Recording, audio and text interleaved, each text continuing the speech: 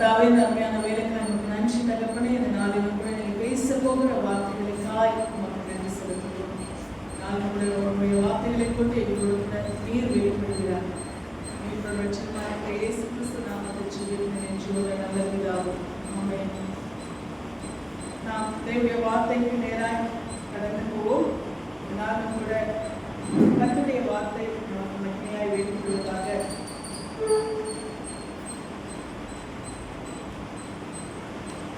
எடுத்து வாசிக்கலாம். 2 கொரிந்தியர் 8ஆம் அதிகாரம் 9ஆம் வசனம்.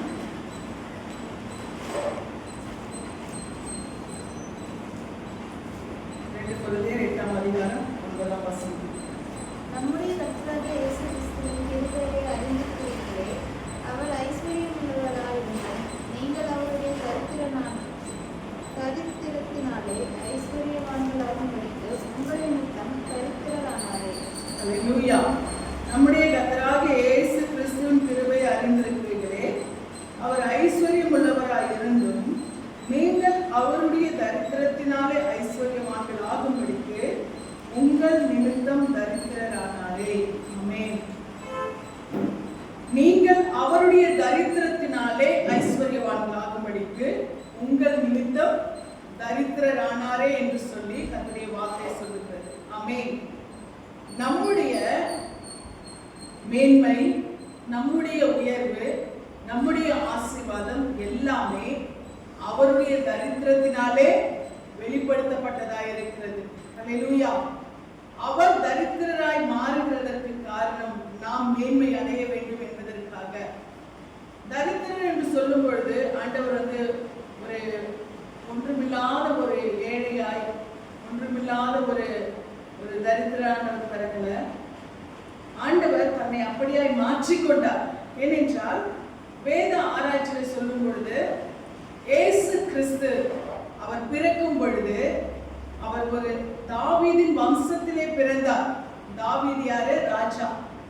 தாவீதின் வம்சம் என்று சொல்லும்போது ஏசப்பா பிறந்தது ஒரு ராஜ குலத்துல. அதனால்தான் சாஸ்திரிகள் கூட ஏசப்பா பிறந்த பொழுது ஒரு ராஜா பிறந்திருக்கிறான்னு சொல்லி எங்க போனாங்க? அரண்மனைக்கு தேடி சென்றாங்க. அதனால ஏசப்பா அவர் பிறப்பு நிமித்தமாய் அவருடைய பிறப்பு, அவருடைய பூர்வீகம் எதுவுமே தரித்திரம் கிடையாது. தன்னை தரித்திராக்கி கொண்டார். இன்னொன்று, அவருடைய தகப்பனாராய் அவரை வளர்த்த அந்த யோசேப்பு என்பவர், அவர் ஒரு தச்சு வேலை செய்தவர். அவர் தச்சு வேலை செய்தார் என்று சொன்னால் ஏதோ ஒரு சின்ன இதுல ஒரு சின்ன தச்சு வேலை கிடையாது. அவர் பெரிய பெரிய அந்த அரண்மனைகளுக்கு வேண்டிய பெரிய பெரிய காரியங்களை செய்து கொடுத்தவர் அவருடைய தகப்பனாரா இந்த உலகத்திலே ஏசப்பாவை வளர்த்தவர். அப்போ அவர் ஏசப்பா ஒரு தரித்திர, ஒரு ஒன்றுமில்லாத ஒரு குடும்பத்திலே அவர் பிறக்கவில்லை. ஆனால் ஏசப்பா என்ன செய்தார்? தன்னை தரித்திரராய் மாற்றிக்கொண்டார். அவர் சூழ்நிலை, ஏன்னா ஏசப்பாவுக்கு வீடு இல்லாமல்ல, அவருடைய தகப்பனார் அங்க பூர்வீகமாய் இருக்கிறவர் தான் சொல்றாங்க. அங்க இருக்கிறவங்க எல்லாம் இவருடைய தகப்பனார் தச்சுனவா, சகோதரிகள் நம்ம கிட்ட இருக்காங்க இல்லையா அப்படின்னு ஏசப்பா அங்க இருக்கிறவர் தான். அவருடைய தகப்பனார் அங்கேயே இருக்கிறவர் தான். அப்ப அவருக்குன்னு வீடு இருக்கு. ஆனால் தன்னை என்னவாய் மாற்றிக்கொண்டார்? தரித்திரராய் மாற்றிக்கொண்டார். அவருக்கு பிறகு வீடு இருந்தோம். அவர் என்ன செய்தாரு? தன்னை அந்த சூழ்நிலைக்கு அவர் கொண்டு போனார். மாட்டு கொட்டையிலே பிறக்கிறதற்கு தன்னை என்ன செய்தார்? அந்த சூழ்நிலைக்கு தன்னை உட்படுத்தி கொண்டார். இருந்தும் இல்லாதவர் போல முடியும், எல்லாம் முடியும், எல்லா அதிகாரமும் அவருக்கு இருக்கு. அவர் சொல்றாரு, நான் கூப்பிட்டா எனக்கு 12 லேகியோனுக்கு அதிகமான துணில கர்த்தர் எனக்கு என்ன பண்ணுவாரு? அனுப்புவாரு. ஏன்னா அந்த லேகியோன் என்பது ஒரு பெரிய படை. அதுதான் சொல்லப்பட்டிருக்கிறது. அப்போ இங்கே ஆண்டவர் தன் ஒப்பனவு அவருக்கு கூப்பிட்டா வர்றதுக்கு தூதர்கள் இருக்கிறார்கள். அவருக்கு எல்லாவற்றிலும் எல்லா சூழ்நிலும் அவரை மேன்மைப்படுத்திக் கொள்ள அவரால் முடியும். அவருக்கு எல்லா அதிகாரமும் இருக்கிறது. ஆனாலும் அதை அவர் பிரயோஜனப்படுத்தவில்லை, அவர் பயன்படுத்தவில்லை. அது தன் பிறப்பிலிருந்தே தன்னை நல்ல ஒரு இடத்தில், நல்ல ஒரு சூழ்நிலையிலே தன் பிறப்பை வெளிப்படுத்தி இருக்க முடியும். ஆனாலும் அவர் தன்னை அந்த மாட்டு கொட்டையிலே பிறக்கும்படியான சூழ்நிலைக்கு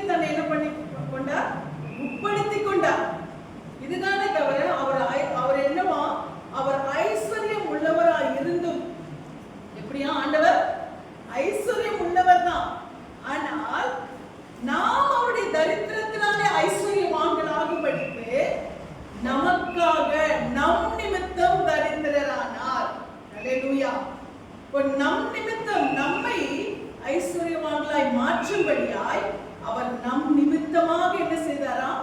அவர் ஐஸ்வர்யம் உள்ளவராய் இருந்தும் தன்னை தரித்திரராய் மாற்றிக்கொண்டார் என்று சொல்லி நாம் பார்க்கிறோம்.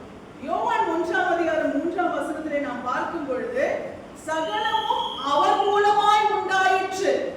என்னவா? எல்லாமே அவர் மூலமாய் உண்டாயிற்று. அப்ப உண்டாக்கினவருக்கு அந்த சௌகரியங்களை இந்த உலகத்திலே அனுபவிக்கிறதற்கு அவருக்கு எல்லா அதிகாரமும் இருக்கிறதா இல்லையா? இருக்கிறது. உண்டாக்கினவருக்கு அதை அனுபவிக்கிறதற்கு எல்லா அதிகாரமும் இருக்கிறது. ஆனால் அவர் அதை என்ன பண்ணல? அனுபவிக்கவில்லை. ஏனென்றால் தம்மை தரித்திரராய் மாற்றி நம்மை என்ன செய்ய வேண்டும்? ஐஸ்வர்யவானாய் மாற்ற வேண்டும் என்பதற்காக அவர் அப்படியாய் தன்னை ஒப்பு கொடுத்தார் என்று சொல்லி நாம் பார்க்கிறோம். அது மாத்திரமல்ல, 17:15 நாம் வாசிக்கும் பொழுது யோவான்ல அவர் சொல்லுகிறார், பிதாவே, உலகம் உண்டாகிறதற்கு முன்னே உம்மிடத்திலே எனக்கு உண்டாயிருந்த மகிமையினாலே. இன்னைக்கு நேத்து இல்ல, இயேசுவுக்கு கொடுக்கப்பட்ட மகிமை எப்போவா? உலகம் உண்டாகிறதற்கு முன்னே அப்படின்னு சொல்லி வேதம் சொல்லுகிறது. அதனாலதான் தேவன் இந்த உலகத்தை உண்டாக்கும் பொழுது, மனிதர்களை உண்டாக்கும் பொழுது நம்முடைய சாயலாய், நம்முடைய ரூபத்தின் படியாய் நாம் மனிதர்களை உண்டாக்கும் என்று சொல்லி சொன்னார். உலகம் உண்டாகிறதற்கு முன்னே இயேசு கிறிஸ்துவுக்கு எல்லா அதிகாரமும் இருந்தது. அவர் இப்படிப்பட்ட சூழ்நிலையில அவர் வாழ வேண்டும், அவர் உலாவ வேண்டும், அவர் மறிக்க வேண்டும் என்று அவருக்கு அவசியமே இல்லை. ஆனாலும் ஒரே ஒரு காரியம்தான், உங்களுக்காகவும் எனக்காகவும் தன்னை தரித்திரராய் அவர் மாற்றிக்கொண்டார் என்று சொல்லி நாம் பார்க்கிறோம். எபிரேயர் 1:2 வாசிக்கும் பொழுது இவரை சர்வத்துக்கும் சுதந்திரவாளியாக உண்டாக்கினார் என்று சொல்லி நாம் வேதத்திலே பார்க்கிறோம். அல்லேலூயா. இயேசு கிறிஸ்துவை சர்வத்துக்கும் சுதந்திரவாளியாக தேவன் உண்டாக்கினார் என்று சொல்லி நாம் பார்க்கிறோம். அநேக எல்லா விதமான அதிகாரமும் வல்லமையும் துரைத்தனமும் ஆளுகையும் நம்முடைய ஆண்டவராகிய இயேசு கிறிஸ்துவிடத்தில் இருந்தது. ஆனாலும் அதை அவர் என்ன செய்யவில்லை? நமக்கு மேன்மையாய் அவர் எண்ணவில்லை, நம்மை மேன்மைப்படுத்தும்படியாய். அல்லேலூயா. ஒருவேளை இயேசுவா நல்ல மாளிகையில நல்ல ராஜாவாய் அவர் பிறந்திருந்தால் அவரை யாரும் சிலுவையில் அறைஞ்சிருக்க முடியுமா? முடியாது. தனக்கு இருக்கிற எல்லா அதிகாரத்தையும் அவர் பயன்படுத்தி இருந்தால் யாராவது அவரை தொட்டிருக்க முடியுமா? முடியாது. அவரே தன்னை என்ன செய்கிறார்? அந்த கடைசி நேரத்துல கூட அவர் தான் தன்னை ஒப்பு கொடுத்தார். யாரை தேடுறீங்கன்றாரு, நான் தான்றாரு. நான் தான் சொன்ன பிறகுதான் அவனுங்களால அவரை பிடிக்க முடிஞ்சது. அந்த நான் தான் சொல்லும் போது கூட அவருக்கு முன்னாடி அவங்களால என்ன பண்ண முடியல, நிற்க முடியல. எல்லாம் அவர் நான் தான் சொன்னதும் எல்லாம் அப்படி என்ன பண்றாங்க, விழுந்து போறாங்க. அப்போ அவர் தன்னை ஒப்பு கொடுக்கிறதுக்கு கூட அவராக ஒப்பு கொடுத்தாதான் உண்டு. அப்ப அந்த அளவுக்கு தேவன் தன்னை எல்லா மகிமையும் துறந்து அவர் ஒப்பு கொடுத்தார். நம்மை ஐஸ்வர்யவான்களாய் மாற்றும்படியாய் அவர் தன்னை எல்லா விதத்திலும் தரித்திரராகவும் தன்னை இயலாதவராகவும் அந்த சூழ்நிலையை அவர் ஒப்பு கொடுத்தார். அது மாத்திரமல்ல, அவருடைய தரித்திரத்தினாலே என்று சொல்லி நாம் பார்க்கும் பொழுது இங்கே லூக்கா 2:7 நாம் பார்க்கிறோம். அவருக்கு சத்திரத்திலே இடமில்லாததினால், அதை நான் முன்கூட்டியே உங்களுக்கு சொல்லிட்டேன், அவரே அந்த சூழ்நிலை என்ன பண்ணிட்டாரு? உண்டாக்கி கொண்டார். உண்டாக்கினபடி சூழ்நிலை உருவாக்கி கொண்டபடினாலே அவர் அந்த சத்திரத்துல கூட அவருக்கு இடமில்லாதபடிக்கு அந்த சூழ்நிலை அவர் கொண்டு வந்து அவரே தன்னை மாட்டுக்கொட்டைகளை பிறக்கிறதற்கு ஒப்பு கொடுத்தார். அது மாத்திரமல்ல, மத்தேயு 8:20 நாம் வாசிக்கிறோம். இயேசு கிறிஸ்து இப்படியாய் சொல்லுகிறார். எடுத்தா சீக்கிரமா வாசிச்சுடுங்க. மத்தேயு 8:20.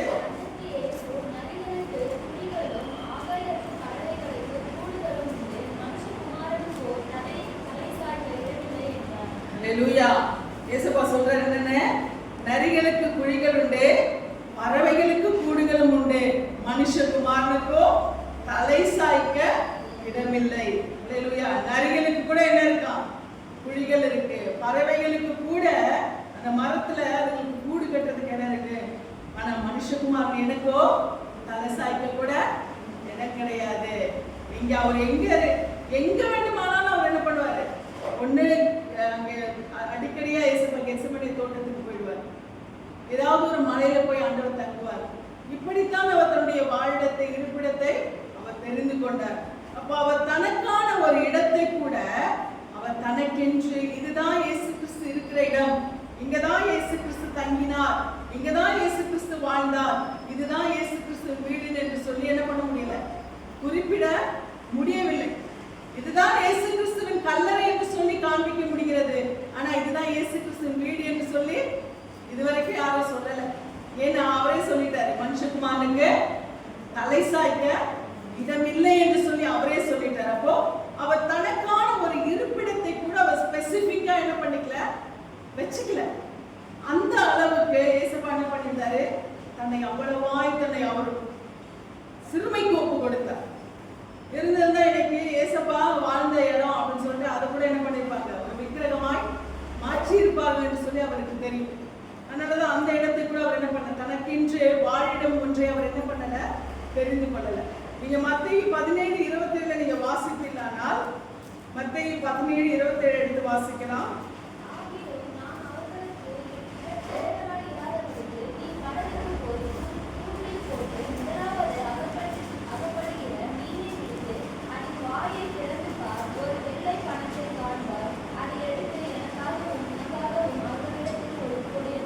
ஹல்லேலூயா.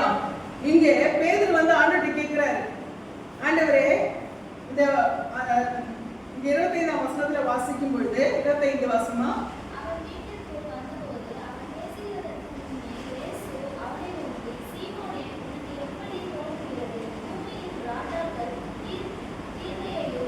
இருபத்தி 24 வாசமா,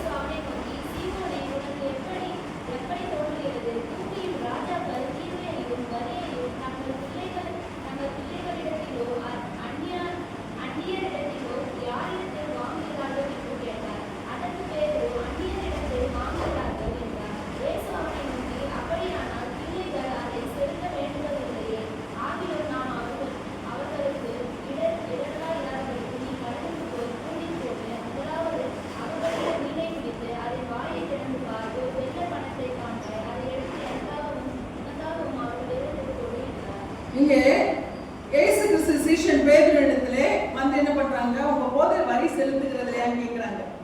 அவன் சொல்றான் செலுத்துறாரு அப்படின்னு சொல்லி சொல்றான். ஏன்னா ஏசப்பா உன்னதத்திலிருந்து வந்திருந்தாலும் உலகத்தின் ரூல்ஸ் ரெகுலேஷன் எல்லாத்தையும் என்ன பண்றாரு, அவர் ஃபாலோ பண்றாரு. நான் தேவகுமாரன், உலகத்தையே நான் படைச்சிருக்கேன், நான் எதுக்கு வரி கட்டணும் அப்படின்னு சொல்லி அவர் சொல்லவே இல்லை. அவர் அந்த இடத்தின் ஒரு சிட்டிசன் என்ற முறையில் என்ன பண்றாரு, அவர் தன்னுடைய வரியை அவர் செலுத்துகிறார். ஆனால் அந்த வரியை செலுத்துகிறதற்கு கூட அவர் தனக்கான ஒரு பணத்தை எப்பவுமே என்ன பண்ணலையா, வைத்திருக்கவில்லை. அதனாலதான் ஆண்டவர் சொல்றாரு, நீ போய் என்ன பண்ணு, கடலுக்கு போய் தூண்டில் போட்டு முதலாவது அகப்படுகிற மீனை பிடித்து அதன் வாயை திறந்து பார், ஒரு வெள்ளி பணத்தை காண்பாய், அதை எடுத்து எனக்காகவும் உனக்காகவும் அவர்களிடத்தில் கொடு என்று சொன்னார். அப்போ நான் மட்டும் இல்ல, நீ என்ன பண்ணணும், அதை ஃபாலோ பண்ணணும் அப்படின்னு சொல்லிட்டு என்ன பண்றாரு, பேதுருவையும் செய்ய சொல்றாரு. அப்படின்னா நான் மட்டும் இல்ல, என்னை பின்பற்றுகிற நீங்களும் என்ன பண்ணணும், ஒரு நாட்டின் ஒரு ரூல்ஸ் ரெகுலேஷன் சட்ட திட்டங்கள் எல்லாத்தையும் நீங்க கடைபிடிக்கணும், ஃபாலோ பண்ணணும் அப்படின்னு சொல்லிட்டு ஆண்டவர் நமக்கே முன்மாதிரியா சொல்லி இருக்கிறார். அவருக்கு மட்டும் அவர் கட்டல, பேதுருக்கு என்ன பண்ற, சேர்த்து உனக்கும் சேர்த்து கட்டு. காரணம் என்னன்னா, ஏசப்பா மட்டும் கட்டினா போதும், நான் கட்ட வேணாம் நினைச்சிடாத, நீ என்ன பண்ணணும், நீ உனக்கும் என்ன பண்ணணும், நீ கட்டணும். இது பேதுருக்கான முன்மாதிரி மாத்திரமல்ல, நம்ம எல்லாருக்குமான ஒரு முன்மாதிரி. அதுதான் இன்னைக்கும் நம்ம என்ன பண்றோம், எவ்வளவு வரி சுமத்தினாலும் நமக்குரிய கடமையா நம்ம என்ன செய்திருக்கோம், இதை நாம் செய்து கொண்டிருக்கிறோம். இது நம்ம சப்ஜெக்ட் இல்லை. ஆனா ஏசப்பா அந்த வரி பணத்தை எப்படி கொடுத்தாரு, அந்த வரி பணத்துக்கான ₹1 கூட அவர் கையில இல்ல, ஒரு வெள்ளி பணம் கூட அவரிடத்துல, அவர் தனக்காய் ஒரு வெள்ளி பணத்தை கூட அவர் என்ன பண்ணல, வைத்துக் கொள்ளவில்லை. அந்த ஒரு வெள்ளி பணம் கூட ஏசப்பா கிட்ட ஒரு காசு இருக்கு அப்படின்னு சொல்லிட்டு சொல்லக்கூடாதுன்றதுக்காக ஏசப்பா என்ன பண்ணல, அவருக்கான ஒரு பணத்தையும் அவர் என்ன பண்ணலையா, அவர் வைத்துக் கொள்ளவில்லை. ஏனென்றால்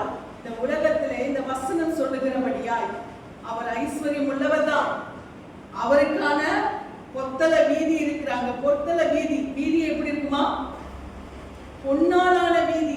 ஸ்ட்ரீட் எதுல இருக்குதா? தங்கத்துல. ஹல்லேலூயா. ஸ்ட்ரீட்டே எப்படி இருக்குமாங்க? பரலோகத்துல. பரலோகத்தின் வீதிகள் எப்படி இருக்கும்? தங்கத்துல இருக்கும். அவர் வாசம் பண்ணுற அந்த ஸ்தலம், அந்த மதில்கள் எல்லாமே விலை உயர்ந்த முத்துக்கள். 12 கற்கள். 12 கற்கள்னா செங்கல், கருங்கல், இந்த கல் இல்ல, சிமெண்ட் கல், இந்த கல் கிடையாது. எந்த கல்? ஆமா, வைரம், வைடூரியம், கோமேதகம், இந்திரநீலம், பசுமராக, படிக்க பச்சை, என்னென்னமோ எல்லாமே பிரஷியஸ்.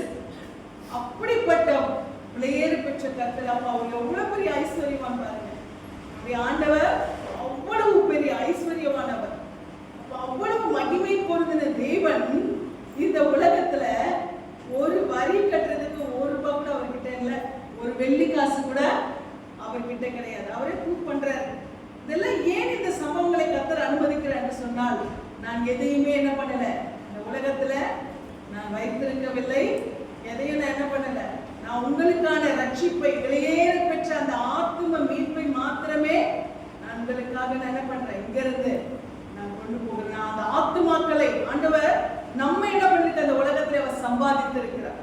தன்னுடைய விலையேற பெற்ற ரத்தத்தை அவர் கொடுத்து நம்ம என்னவா சம்பாதித்திருக்கிறார், சொத்தாய் அவர் சம்பாதித்திருக்கிறார். இதுதான் நமக்கு ஆண்டவர் கற்றுக் கொடுத்திருக்கிறார். நாம் அவருக்கு எப்படியா இருக்கிறோம், விலையேற பெற்ற சொத்தா இருக்கிறோம். அல்லேலூயா. நமக்கும் ஆண்டவர் இதைதான் கொடுத்திருக்கிறார், விலையேற பெற்ற ஆத்துமாக்கள் என்ற சொத்து. ஆனால் இந்த உலகத்திலே இந்த ஆத்துமாக்களை சம்பாதிக்கிறதுக்கு நமக்கு என்ன தேவை? ஐஸ்வர்யம் தேவை. ஆனால் அந்த ஐஸ்வர்யத்தை நாம் என்ன பண்ண போறதில்ல, கொண்டு போக போறது இல்லை. ஏனென்றால் ஆண்டவருடைய வார்த்தை இப்படியாய் சொல்லுகிறது, அழிந்து போகிற உலக பொருட்களால் நீங்க என்ன பண்ணுங்க, நண்பர்களை சம்பாதித்துக் கொள்ளுங்கள். அப்ப இந்த உலகத்திலே நாம் ஆத்துமாக்களை சம்பாதிக்க நமக்கு நிச்சயமா என்ன தேவை? பொருளாதாரம் தேவை. ஆனால் அந்த பொருளாதாரத்தை நம்ம அங்க கொண்டு போறதுல, அந்த பொருளாதாரத்தை கொண்டு நாம் சம்பாதிக்கிற ஆத்துமாக்களை தான் நம்ம என்ன பண்ண போறோம், கொண்டு போக போகிறோம். அல்லேலூயா. ஆண்டவர் இந்த உலகத்துல இருந்த போதும் அவர் எந்த விதத்திலுமே என்ன பண்ணல, தனக்கென்று எதையும் செயல்படுத்தாதபடி அவர் இந்த உலகத்துல என்ன பண்ணாராம், அவர் ஐஸ்வர்யம் உள்ளவராய் இருந்தோ அவர் நம்மை ஐஸ்வர்யவான்களாய் மாற்றும்படியாய், நம்மை ஐஸ்வர்யவான்களாய் மாற்றணும்னு சொன்னா நம்ம எல்லாரும் நினைச்சுப்போம், இந்த உலகத்துல நம்ம காரு, வீடு, பங்களா எல்லாம் வாங்குறதுக்கு ஆண்டவர் பண்ணிருக்கிறாரு. அவர் இந்த உலகத்துல தன்னை தரித்திரராய் மாற்றிருக்கிறார். அது இல்ல, நம்ம அந்த பரலோகம் என்ற அந்த பொத்தல வீதியிலே உலாவ வேண்டும். அந்த விலையேற பெற்ற கற்களால் பதிக்கப்பட்ட அந்த வாசஸ்தலத்திலே நாமும் இருக்க வேண்டும். இதற்காக அந்த ஐஸ்வர்யவான்களாய் நம்மை மாற்றும்படியாய் அவர் என்ன செய்தாரா, தரித்திரராய் மாறினார். ஆண்டவர் நம்மை இந்த மகிமைக்குள்ளாய் கொண்டு போகிறதற்கு தன்னை அந்த மகிமையை விட்டு என்ன பண்ணாரு, இந்த பூமியிலே ஒரு தரித்திரராய் வெளிப்படுத்தினார். அந்த ஐஸ்வர்யத்தை அவர் விட்டு இந்த பூமியிலே அவர் தரித்திரராய் மாறினதற்கு காரணம், நாம் இங்கே இருக்கிற இந்த ஐஸ்வர்யம், இந்த அழிந்து போகிற காரியத்தை விட்டு நாம் அந்த மகிமையிலே நாம் என்ன பண்ணணும், நாம் அந்த ஐஸ்வர்யத்தை நாம் சுதந்திரிக்க வேண்டும் என்று சொல்லி, நாம் இப்பொழுது கேட்கிறபடியாய், பார்க்கிறபடியாய், நாம நினைக்கிறபடியா பரலோகம் கிடையாது. அது அதை காட்டிலும் மகிமையானது. அல்லேலூயா. அதை காட்டிலும் மகிமையானது. கர்த்தருக்குள்ளே வாழ்ந்த பரிசுத்தவான்கள் அந்த வாக்கியத்தை அவர் பெற்றுக்கொண்டார். அல்லேலூயா. அந்த மகிமைக்குள்ளாய் போகிறதற்கான அந்த அஷூரன்ஸ் அவங்க பெற்றுக்கொண்டார்கள். ஆனால் எஞ்சிருக்கிற நாம் கடந்து போகிறவர்களை நினைத்து நாம் அநேகங்களை கலந்துகிறோம், நான் உட்பட இல்லையா. நம்முடைய அநேக இழப்புகளை நாம் இழக்கிற காரியங்களை நினைத்து நாம் கலந்துகிறோம். ஆனால் அவர்கள் அடைந்த பாக்கியத்தை நாம் அடைய வேண்டும் என்பதுதான் நமக்கு ஒரு பெரிய கலக்கமா இருக்கணும், பயமா இருக்கணும். ஏனென்றால் அவர்களுடைய ஓட்டம் நல்ல ஓட்டமாய் முடிந்தது. நம்முடைய ஓட்டம் எப்படி இருக்கணும், அந்த ஓட்டத்தை நாம் ஓடி முடிப்போமா? யோசிச்சு பாருங்களேன். ஆண்டவரே, முடிவு பரியந்தம் அப்படிப்பட்ட ஓட்டத்தை நாம் ஓடி நாம் அந்த மகிமையை அடைவோமா? அந்த நல்ல முடிவை நாம் அடைவோமா? ஒவ்வொரு நாளும் தெய்வ பிள்ளைகளுக்கான ஒரு ஏக்கமாய், ஒரு தாகமாய், ஒரு வாஞ்சையாய் இது காணப்பட வேண்டும். கடந்த நாளிலே, அதாவது போன முந்தானேத்து நினைக்கிறேன், அப்போ வியாழக்கிழமை அன்று எனக்கு ரொம்ப ஒரு ஆவலா, ரொம்ப எனக்கு அப்பா மறுத்த பிறகு நான் போகவே முடியாம நான்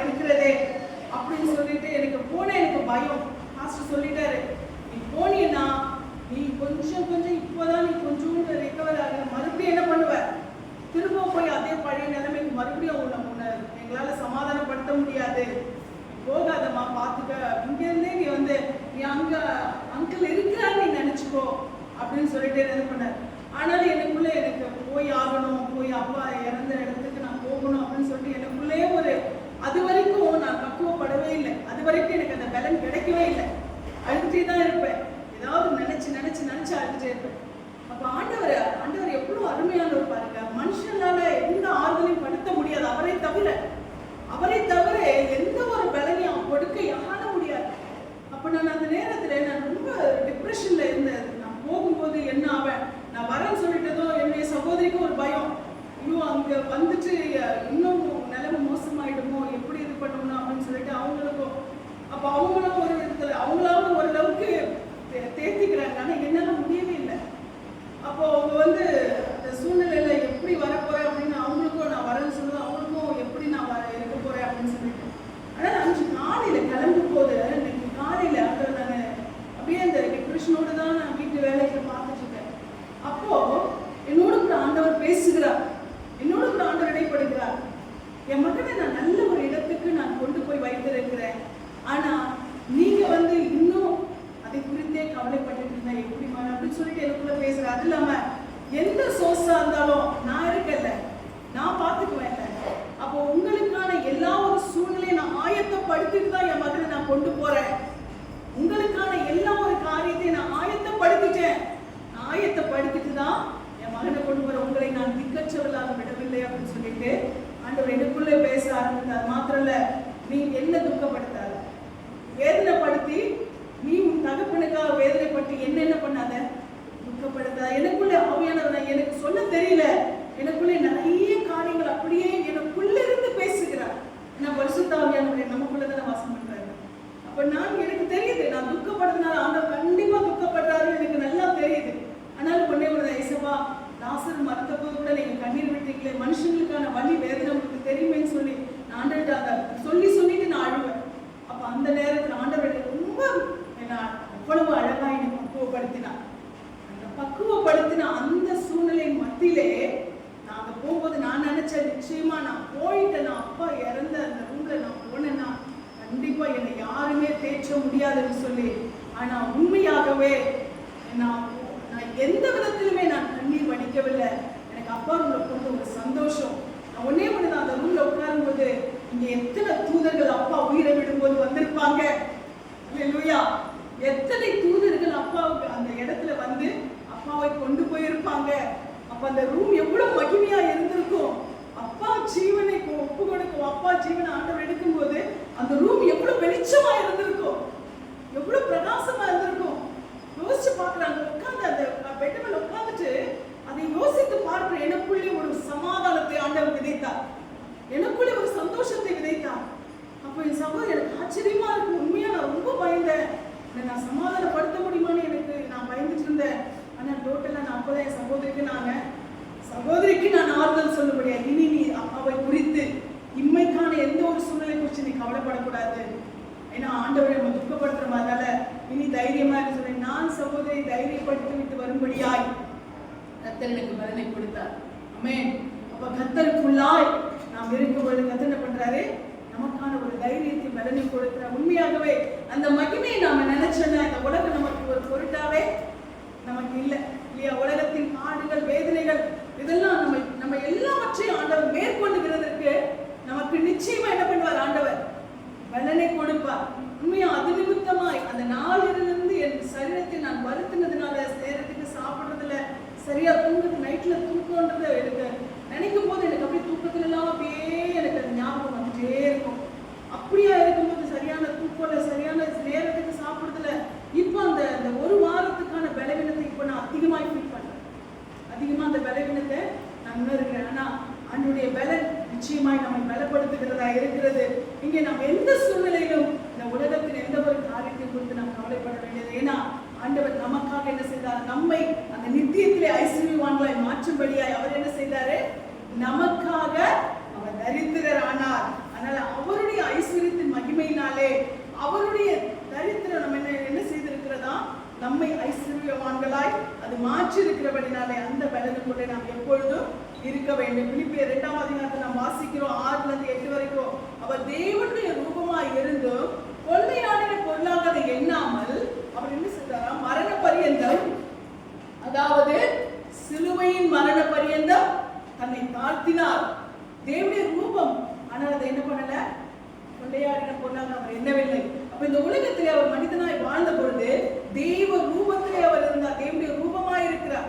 அவரை பார்க்கும்போது ஒரு அட்ராக்ஷன், அவர் பார்க்கும்போது ஒரு மகிமை, அவரை பார்க்கும்போது ஒரு பிரகாசம். ஆனா அதை வச்சு ஆண்டவர் என்ன பண்ணல, தன்னை என்ன செய்யவில்லை, அவர் மேன்மைப்படுத்திக் கொள்ளவில்லை என்று சொன்னா பார்க்கிறோம். அது மாத்திரமல்ல, ஏசாயா 53:6 நாம் பார்க்கிறோம். ஏசாயா 53:6 நாம் வாசிக்கிறோம்.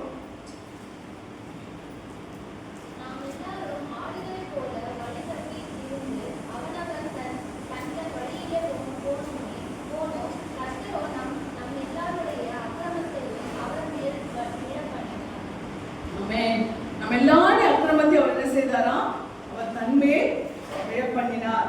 அவர் இளங்கிளை போல வர்ணனத்திலே துணிக்கிற வேரை போலவும் அவர் என்ன செய்தார், எழும்பினார் சொல்லி 2ஆம் வசனத்துல நாம் பார்க்கிறோம். அது மாத்திரமல்ல, மத்தேயு 27:46 நாம் வாசிக்கும் பொழுது ஆண்டவர் கடைசி என்ன பண்றாரு, தேவனால கைவிடப்பட்ட ஒரு சூழ்நிலைக்கும் அவர் என்ன செய்கிறார், தன்னை ஒப்பு கொடுக்கிறார். சொல்ற, என் தேவனே ஏன் என்னை கைவிட்டு சொல்லி ஒரு சாதாரண மனுஷன் எப்படி கதறுவானோ அந்த மாதிரி ஆண்டவர் என்ன செய்தாரு, அவர் தேவனிடத்திலே கதறுகிறார். இயேசு கிறிஸ்து தேவனிடத்திலே கதறுகிற, தேவனே ஏன் என்னை கைவிட்டு, எப்பொழுது பிதா என்னோடும் நான் அவரோடும் இருக்கிறேன் என்று சொல்லி அறிக்கை செய்து கொண்டே இருந்தவர். நீங்க யோவான்ல வாசிச்சீங்களா, அவர் அதிகமா சொல்லுவார், பிதா என் கூட இருக்கிறபடினாலே அவருக்கு சித்தமானதை நான் செய்து கொண்டேன்னு சொல்லி பிதா தான் கூட இருக்கிறத எப்பவும் அஷூரன்ஸ் பண்ணுவார். எப்பவுமே அவர் என்ன பண்ணுவாரு, அதை கன்ஃபஸ் பண்ணுவார்.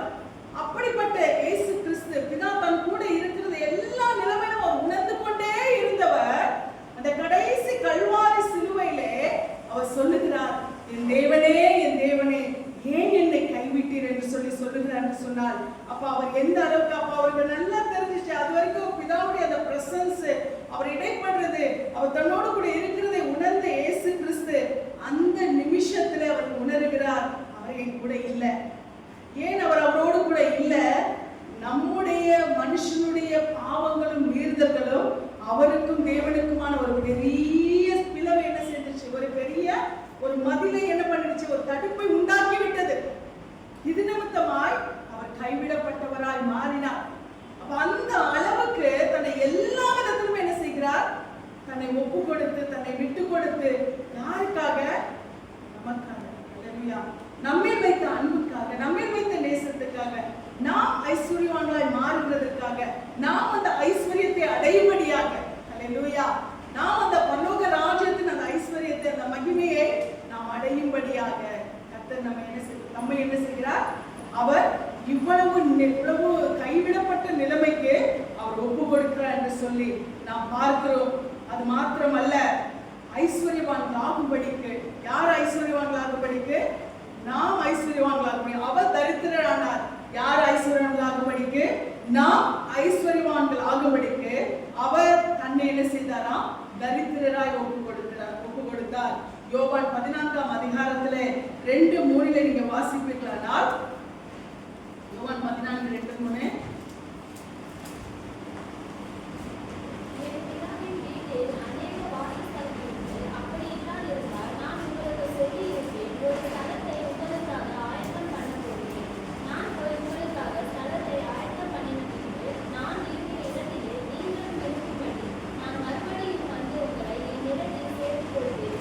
பாருங்க, என் பிதாவின் வீட்டில் அநேக வாசஸ்தலங்கள் உண்டு, அப்படி இல்லாதிருந்தால் நான் உங்களுக்கு சொல்லி இருப்பேன், ஒரு ஸ்தலத்தை உங்களுக்காக ஆயத்தம் பண்ண போகிறேன், நம்மை ஐஸ்வர்யவான்களாய் மாற்றும்படிக்கு. அப்ப ஆண்டவர் நம்மை எந்த ஐஸ்வர்யவான்களாய் மாற்றும்படிக்கு சொல்லிட்டார், என் பிதாவின் வீட்டில் அநேக வாசஸ்தலங்கள் உண்டு, அப்படி இல்லாதிருந்தால் நான் உங்களுக்கு என்ன பண்ணிருப்பேன், சொல்லி இருப்பேன். அப்படி வாசஸ்தலம் இல்லைன்னு இருந்தா நான் உங்களுக்கு சொல்லியிருப்பேன், அம்மா உங்களால நான் உங்களுக்கு அங்க ஆயத்தம் பண்ணல அப்படின்னு சொல்லி நான் என்ன பண்ணிருப்பேன், உங்களுக்கு சொல்லி இருப்பேன். என் பிதாவின் வீட்டில் அநேக வாசஸ்தலங்கள் உண்டு, அப்படி இல்லாதிருந்தால் நான் உங்களுக்கு சொல்லி இருப்பேன், ஒரு ஸ்தலத்தை உங்களுக்காக ஆயத்தம் பண்ண போகிறேன். ஹல்லேலூயா. அப்ப பிதாவின் வீட்டிலே அநேக வாசஸ்தலங்கள் உண்டு, ஒரு ஸ்தலத்தை நான் உங்களுக்காக ஆயத்தம் பண்ண போகிறேன். அல்லேலூயா. அப்ப அந்த மகிமையின் வாசஸ்தலத்தை ஆண்டவர் நமக்காக ஆயத்தம் பண்ணியிருக்கிறார். என் பிதாவின் வீட்டில் அநேக வாசஸ்தலங்கள் உண்டு என்று சொல்லும் பொழுது எல்லாரும் இப்போ இப்படி ஒரு கான்செப்டை வச்சுக்கிறாங்க. என்னன்னு சொல்லிட்டு எல்லாருக்கும் ஒரு ரூம் கட்டிங் பார்ப்பதற்கு எல்லாரும் இன்னைக்கு அப்படிதான் தன் சுய கற்பனை. மனிதனுக்கு என்னன்னா சொந்த கற்பனை, இமேஜினேஷன். இப்ப நாம இங்க மாதிரி சமையல் ரூமு, பெட்ரூமு எல்லாம் வச்சுக்கிட்டு நம்ம பண்ட பாத்திரங்கள் வச்சுக்கிட்டு சமைச்சு சாப்பிட்ற மாதிரி இருந்தா நம்ம எல்லாருக்கும் ஒவ்வொரு வாசஸ்தலம் தேவை, ஒவ்வொரு வீடு தேவை.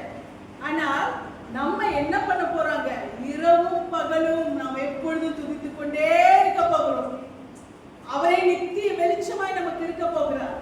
அங்கே சூரியனும் இல்லை, சந்திரனும் இல்லை, எதுவுமே கிடையாது. அவர் தான் வெளிச்சம். அப்ப அவர் தான் ஆலயம். அந்த மகிமை நமக்கு அங்க இருக்க போகிறது. அப்ப ஆண்டவர் சொல்ற பிதாவின் வீட்டில் அப்ப அநேக வாசஸ்தலங்கள் உண்டு என்று சொல்லியிருக்கீங்களே அப்படின்னு சொன்னா, இந்த வாசஸ்தலங்கள் என்பது இது ஒரு இடம் இல்ல, நாம் பார்க்கிற ஒரு வானம் இல்ல, பல அடுக்கு வானங்கள். அல்லேலூயா. என்னது? பல அடுக்கு வானங்கள். இந்த ஒரு வானம் மாத்திரம் நாம் பார்க்கவில்லை, நாம் பார்க்கிறதுக்கு மேலான பல அடுக்குகள் இருக்கிறது. அப்போ அதெல்லாம் இங்க யோவான் தேவனுடைய தாசன் சொல்லும்போது சொல்றாரு, 3ஆம் வானம் வரைக்கும் கொண்டு போகப்பட்டனர். அப்போ இங்க நாம் சொல்லும் பொழுது பவுல் சொல்றாரு 3ஆம் வானம் வரைக்கும் கொண்டு போகப்பட்டது. அப்போ நாம் இந்த காரியத்தை நாம் பார்ப்போமானால் அநேக வாசஸ்தலங்கள் என்று சொல்லும் பொழுது ஒரே ஒரு வீடு கிடையாது. சிலர் சொல்லுவாங்க, இப்படியெல்லாம் கதையெல்லாம் சொல்லியிருக்கிறாங்க. என்ன சொல்லிட்டு ஒருத்தருக்கு நல்ல ஒரு என்னது பெரிய வீடு கட்டியிருந்தாரு, ஒருத்தருக்கு குளிஞ்சு போறாம சின்ன வீடு கட்டியிருந்தாரு. அவர் பூமியில தரித்திரம் அப்படினால அவருக்கு பெரிய வீடா கட்டியிருந்தாரு. பூமியில ஐஸ்வர்யவான அந்தவருக்கு சின்ன உள்ள கூட நுழைய முடியாத அளவுக்கு ஒரு வீடு கட்டியிருந்தாரு. இதெல்லாம் அங்க கிடையவே கிடையாது. சின்ன வீடு பெரிய வீடெல்லாம் அங்க கிடையவே கிடையாது. அங்கே என்ன தெரியுமா? அநேக வாசஸ்தலங்கள் என்று சொல்லும் பொழுது அது என்னவென்று சொன்னால் பல அடுக்குகள். வானாதி வானங்களும் கொல்லக்கூடாத மகிமையுடைய தேவன் என்று சொல்லி வேதம் சொல்லுது இல்லையா? அப்ப வானாதி வானங்கள் தான் ஒரு வானம் கிடையாது. அப்ப நிறைய வானங்கள் இருக்கிறது. இந்த வானங்கள், இந்த அடுக்குகள், இந்த அநேக வாசஸ்தலங்கள் என்று சொல்லும் பொழுது ஆண்டவர் மகிமையை பொருந்தினவரா எங்க இருக்கிறாரு? மேலான சிங்காசனத்துல உன்னதத்திலே வாசம் பண்ணுகிறார். அதற்கு கீழே அநேக வானங்கள் இருக்கிறது. நான் சொல்றது புரியுதா? அதற்கு கீழே அநேக வானங்கள் இருக்கிறது. அங்கே ஒரு பகுதியிலே தூதர்கள் இருப்பார்கள், அங்கே ஒரு பகுதியில மூப்பர்கள் இருப்பார்கள். இந்த மாதிரி தானே தவிர இந்த வானாதி வானங்கள் என்று சொல்லும் பொழுது அது மாத்திரமல்ல, இடையில நம்முடைய ஜெபங்களை தடுக்கும்படியான வானமண்டலத்துல கொள்ளாத ஆவிகளின் சேனைகள் இதெல்லாம் என்ன பண்ணிட்டு இருக்கு? இந்த அநேக மகிமை, அநேக வாசஸ்தலங்களை, அநேக இடங்களை தாண்டிதான் நம்முடைய ஆண்டவர் என்ன பண்றாரு? சிங்காசனத்திலே வீற்றிருக்கிறார். இயேசு கிறிஸ்து சொன்னது என்னது? என் பிதாவின் வீட்டிலே அநேக வாசஸ்தலங்கள் உண்டு என்று சொன்னால், அப்ப அந்த வானாதி வானங்கள் அங்கே இருக்கக்கூடிய அதெல்லாம் தாண்டிதான் மேலான உன்னதத்திலே யார் வீற்றிருக்கிறார்? பிதா வீற்றிருக்கிறார். அவருடைய வலது பார்சத்திலே யார் வீற்றிருக்கிறார்? இயேசு கிறிஸ்து வீற்றிருக்கிறார். இதுலதான் பரதீசி என்ற ஒரு காரியம், இளைப்பாறுதல் என்ற காரியம் எல்லாம் அதற்கு கீழான காரியங்கள். அப்ப ஆண்டவர் வானாதி வானங்களும் கொள்ளக்கூடாத மகிமை உடையவர். இந்த வானாதி வானங்களை தான் இயேசு கிறிஸ்து என்ன சொல்லுகிறார்? அநேக வாசஸ்தலங்கள் என் பிதாவின் வீட்டிலே உண்டு. அதுல அவர் சொல்ற ஒரு வாசஸ்தலத்தை பாருங்க, ஒரு ஸ்தலத்தை உங்களுக்காக ஆயத்தம் பண்ணுகிறேன். அப்படின்னா என்னது? ஒரு ஸ்தலம், ஒரு பிளேஸ். சரியா? ஸ்தலம் என்பது வீடு அல்ல, அது என்னது? பிளேஸ். அந்த பிளேஸ் நமக்காக என்ன பண்றாரா? அவர் ஆயத்தம் பண்ற ஒரு ஸ்தலத்தை என்றுதான் சொன்னாரு தவிர என்னது அநேக வாசஸ்தலங்களை உங்களுக்காக ஆயத்தம் பண்ண சொல்லி இருக்கிறாரா? இல்ல. அவருக்கு அநேக வாசஸ்தலங்கள் இருக்கிறது. ஏனென்றால் நிறைய, அதாவது காற்றை பண்டக சாலைகளை போல வைத்திருக்கிறார். Store room. என்னது? ஆண்டவர் காற்றை வைத்திருக்கிறதுக்கு ஒரு ஸ்டோர் ரூம் இருக்கான். ஹல்லேலூயா. ஆண்டவர் காற்றை சப்ளை பண்றதுக்கு ஒரு ஸ்டோர் ரூம் இருக்கான். அப்ப யோசிச்சு பாருங்க, அப்ப எந்த வாசஸ்தலத்துல அந்த காற்றை எல்லாம் வைத்திருப்பார்? காற்றுன்னு இந்த மரம் அசைத்தனால காற்று வருதா? என்ன எப்படி வருது காற்று? நமக்கு மரம் அசைத்தனால நமக்கு காற்று வருதா? காற்று வருதுனால மரம் அசைதா? இது காத்து வருதுனால மரம் அசைதா? இல்ல மரம் அசைதனால காத்து வருதா?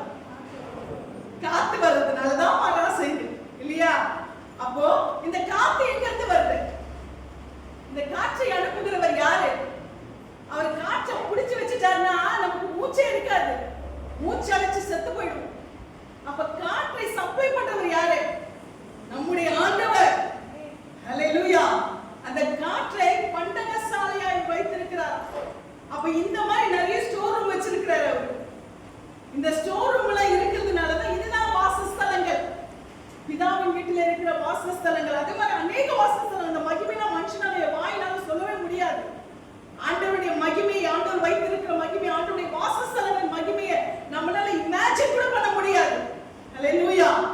நாம அப்ப இந்த ஒண்ணுமே இல்லாத இந்த பூமிக்கு, இந்த உலகத்துல வாழுகிறதற்கு நாம் போராடுகிறோம். அப்ப இந்த உலகத்துல வாழுகிறதற்கு நம்ம என்ன பண்றோம்? எவ்வளவோ நம்ம என்ன பண்ணிட்டு இருக்கோம்?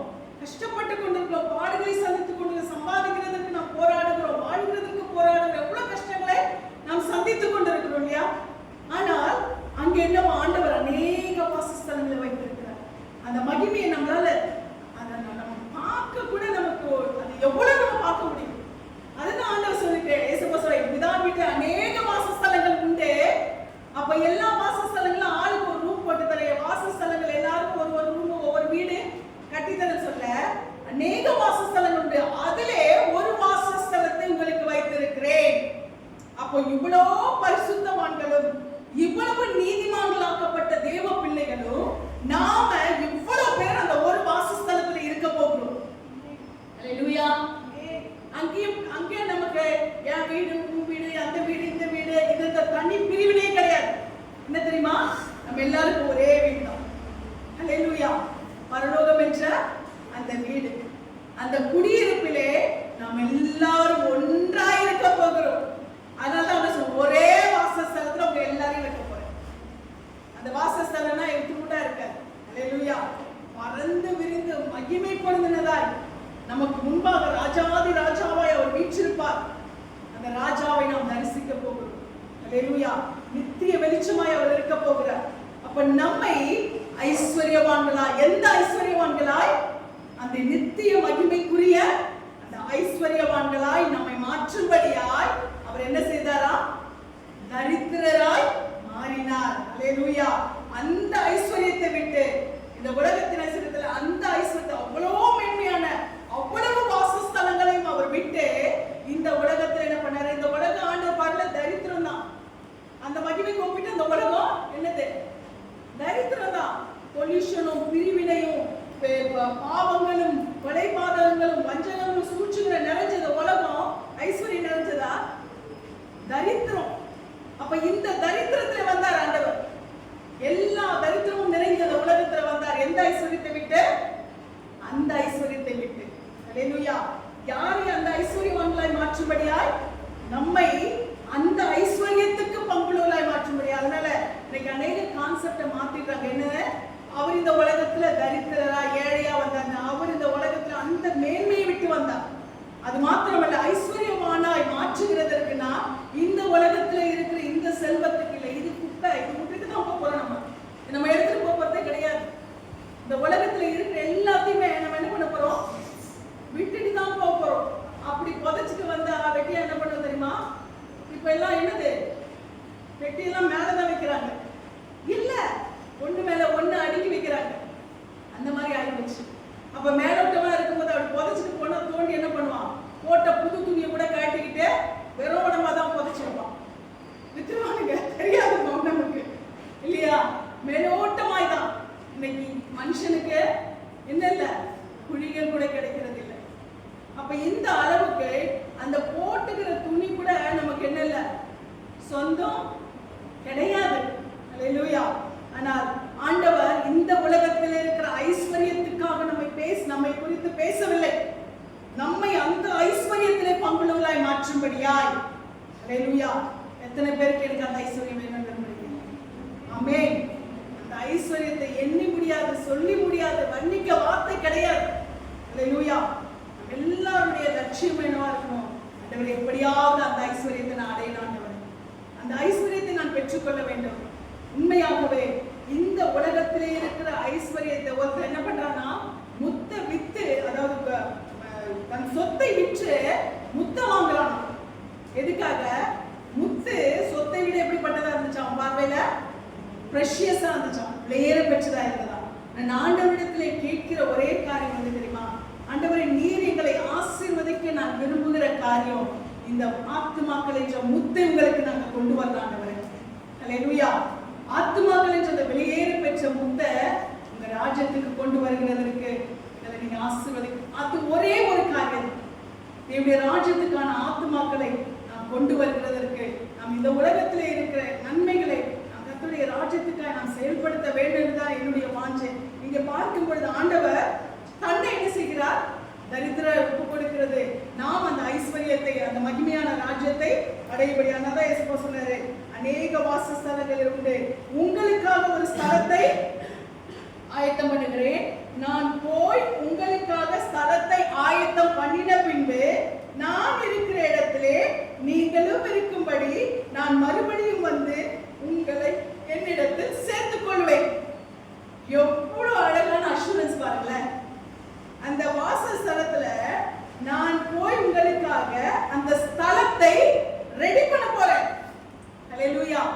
ரெடி பண்ண போறேன்னா போயிட்டு ஆண்டவர் வந்து எல்லாம் ஒயிட் வாஷ் பண்ணி பெயிண்ட் அடிச்சு ஆளை வச்சு பெருக்கி சுத்தம் பண்ண போறாரா? கிடையாது. ஆண்டவர் சொல்றது ஆயத்தம் பண்ண போகிறேன் என்று சொன்னால், இங்கே இங்க அநேக ஆத்துமாக்கள் என்ன பண்ண போறாரா? ஆண்டவர் அந்த பரலோக ராஜ்யத்துக்கு வருகிறதற்கான சூழ்நிலையை அவர் உண்டாக்க போகிறார். அதற்கு செயல்படுத்த போகிற பாத்திரம் யார் தெரியுமா? யாரு? நான் தான். சொல்லுங்க, செய்றீங்களா? செய்றோமா? ஹல்லேலூயா. ஆண்டவர் ஆயத்தம் பண்ண போகிறேன்னு சொன்னா, நாம தான் இங்க இருந்து என்ன பண்ண போறோம்? அவருக்கு ஆயத்தம் பண்ணுகிற இடத்துக்கு நாம தான் கொண்டு போகணும். நாம தான் என்ன பண்ணணும்? ஆத்துமாக்களை கொண்டு போகணும். நம்மளை நம்பிதான் ஆண்டவர் சொல்றாரு, உங்களை அங்க கொண்டு போறதுக்கு நாங்க ஆயத்தம் பண்றேன். நீங்க என்ன பண்ணுவீங்க? ஆத்துமாக்களை ஆயத்தம் பண்ணுங்க. ஹல்லேலூயா. அதுக்குதான் ஆண்டவர் கடைசியா ஒரு வார்த்தை சொல்லிட்டேன், நான் போய் என்ன பண்ண போறேன்? உங்களுக்காக ஆயத்தம் பண்ண போகிறேன். நீங்க என்ன பண்ணுங்க? எல்லாரையும் பிதா குமாரன் பரிசுத்த ஆவியினாலே ஞானஸ்நானம் கொடுத்து அவளை என்ன பண்ணுங்க? சீஷராக்குங்கள். நான் சீஷராக்குறேன்னு சொன்னாரா? நம்மளதான் சொல்லி இருக்கிறார். நீங்க என்ன பண்ணுங்க? சீஷராக்குங்கள். எத்தனை பேருக்கு நாம் ஒரு வார்த்தை சொல்லி இருக்கோம், நம்ம ஃப்ரெண்ட்ஸுக்கு சொல்லி இருக்கிறோம். ஒரு வார்த்தை, டே எசப்பா ஏத்துக்கடா, பாரு மனுஷ வாழ்க்கை நிரந்தரம் இல்லடா, எப்போ வேணா இது வேணா நடக்கடா, போற வண்டி ஓட்டு போறது ஒரு ஆக்சிடென்ட் ஆச்சு, கால் உடைஞ்சிருப்ப, கை உடைஞ்சிருப்ப, ஒருவேளை உயிர் போயிருந்தா என்ன பண்ணிருப்ப, எங்க போயிருப்ப? என்னைக்காவது உங்க ஃப்ரெண்ட்ஸ் ஆக்சிடென்ட் ஆன அந்த வார்த்தையை நீங்க கேட்டிருக்கீங்களா? கேட்டிருக்கீங்களா?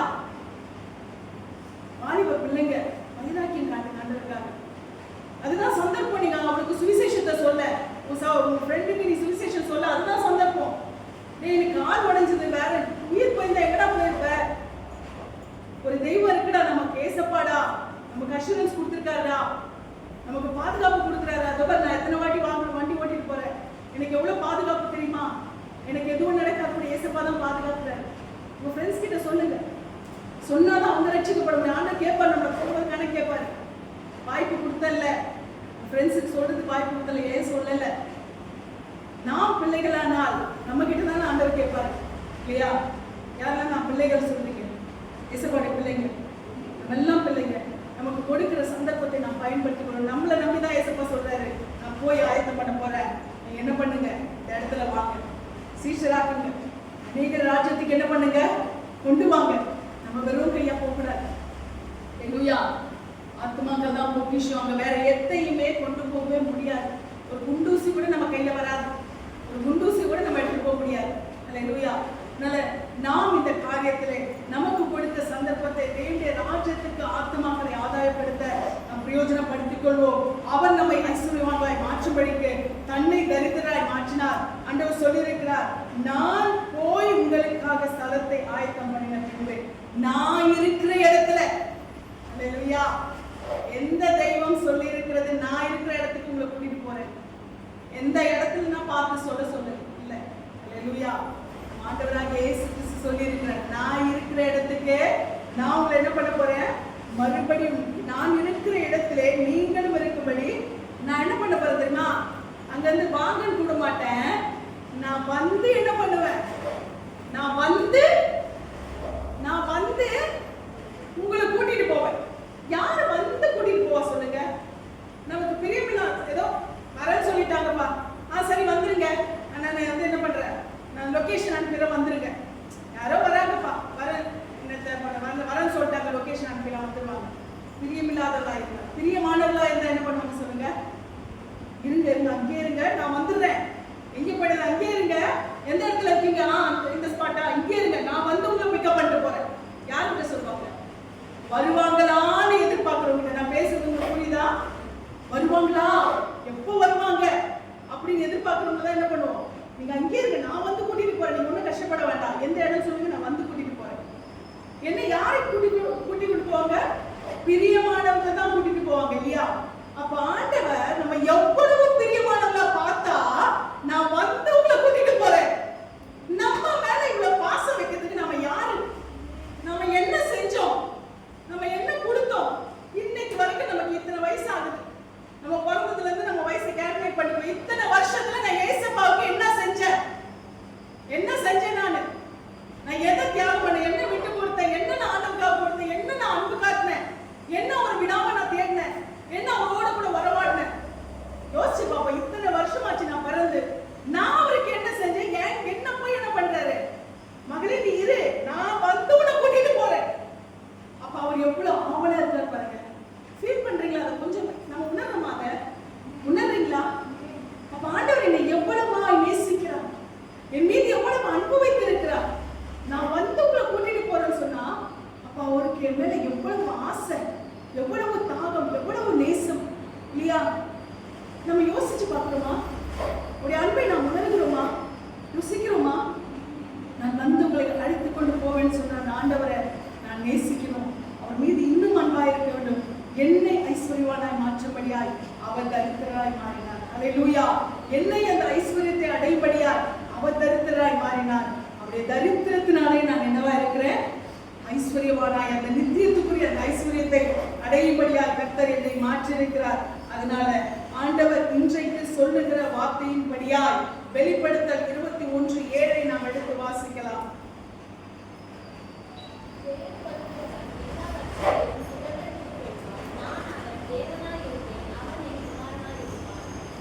அல்லேலூயா!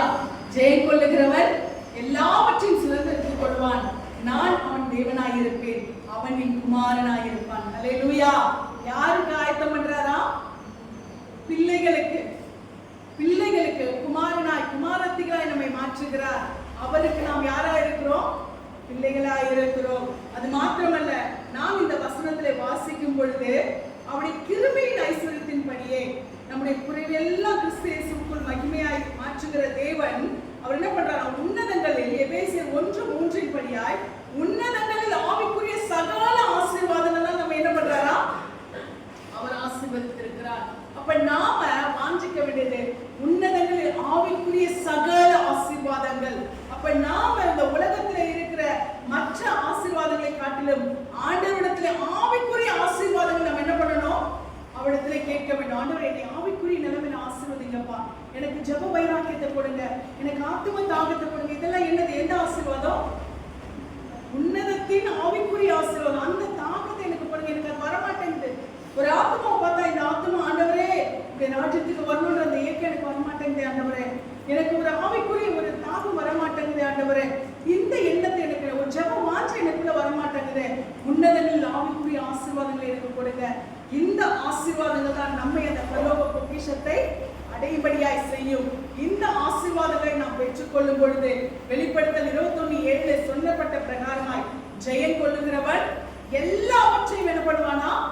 சுதந்திரித்துக் கொள்ளுவான் என்று சொல்லி கர்த்தருடைய வார்த்தை சொல்லுகிறது. நான் அவன் தேவனாய் இருப்பேன், அவன் என் குமாரனாய் இருப்பான். அல்லேலூயா! பிள்ளைகளுக்கு தான் ஆண்டவர் என்ன பண்ணுவாரு? பிள்ளைகளுக்கு தான் என்ன கொடுப்பாங்க? பெற்றோர்கள் பிள்ளைகளுக்கு தான் வீடு கொடுப்பாங்க இல்லையா? பிள்ளைகளுக்கு தான் சொத்து கொடுப்பாங்க. ரோட்ல போறவங்களுக்கு நீ பாப்பா இருந்தா பேர் எழுதி வைக்கணும்னு சொல்லுவாங்களா? சொல்லுவாங்களா? ஒரு தகப்ப பாடுபட்டு ஒரு வீட்டை சம்பாதிக்கிறான், ஒரு சொத்தை சம்பாதிக்கிறான், யாருக்கு? தெருவில் போறவங்க கொடுக்குறதுக்கா? யாருக்கு? பிள்ளைகளுக்கு. அல்லேலூயா! ஆண்டவர் நமக்காக அந்த பரலோக ராஜ்யத்தை வைத்திருக்கிறான்னு சொன்னால் அவர் சொல்றாரு, அவன் ஜெயம் கொள்வானானால், இந்த உலகத்திலே அவன் ஜெயம் கொள்வானானால் நான் அவன் தேவனாய் இருப்பேன், அவன் என் குமாரனாய் இருப்பான். அல்லேலூயா! அப்ப ஆண்டவர் ஹிண்ட் கொடுத்துட்டாரு, நீ பிள்ளையா இருந்தா உனக்கு பரலோகம்,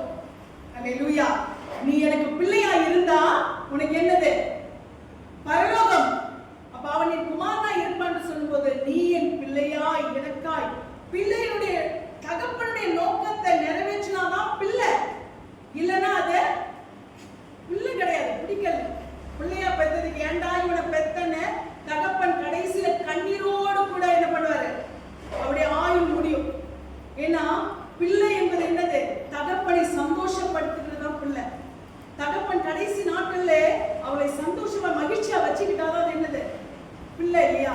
அப்ப அந்த பிள்ளை என்பது நாம் கர்த்தரை சந்தோஷமாய் மகிழ்ச்சியாய் வைத்துக் கொள்ளும் பொழுது நம்ம யாரா இருக்கிறோம்?